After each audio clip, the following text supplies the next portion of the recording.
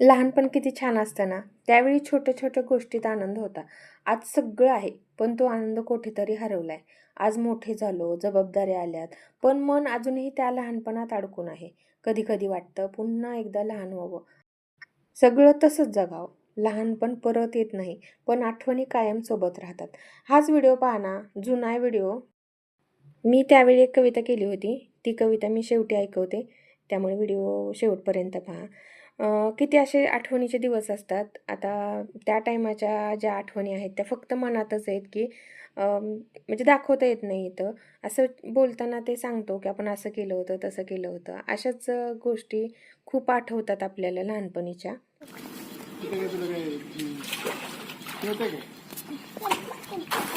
आता आपण एक बुडी घेऊया. हा मस्त बुडी घेऊया.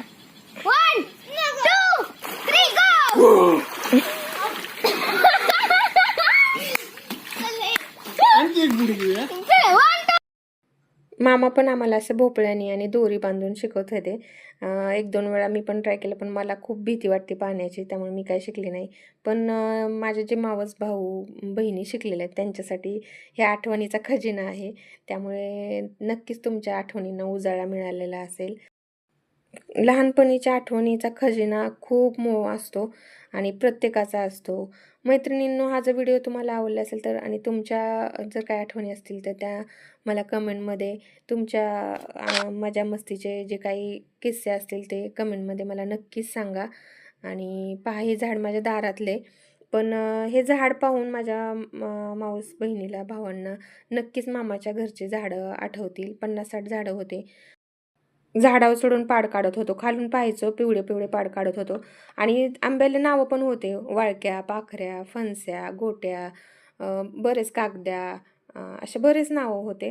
आणि असं हे झाड पाहिलं की मला त्या झाडांची आठवण येते. आता मी माझी कविता ऐकवते. मी ज्यावेळेस 8वीत होती त्यावेळेस केली होती. आठवतो मला मामीच्या खव्याचा वास आणि आंब्याच्या मोहराचा सुवास. आम्ही मावस भाऊ भावंड चिल्ली पिल्ली, असायचोच शेतात आंब्याखाली सडली पडली.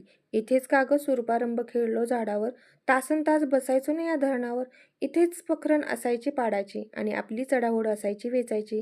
हीच ती शेतातली वळणावळणाची पांद, लपून छपून एकमेकींना घालायचो साथ. हीच का ती फांदी, आपण झोके घ्यायचो आणि एकमेकांना लिंबोळ्या मारायचो. येतील का ते दिवस, येतील का ते दिवस, येतील का ते दिवस. मी या व्हिडिओमुळे मी माझ्या कवितेची वही परत चाळली. माझ्या आजीवर केलेल्या मी कविता वाचल्या आणि माझ्याही आठवणींना उजाळा मिळाला. मैत्रिणींनो, व्हिडिओ आवडला असेल तर माझ्या चॅनलला लाईक करा, शेअर करा, सबस्क्राईब करा. धन्यवाद.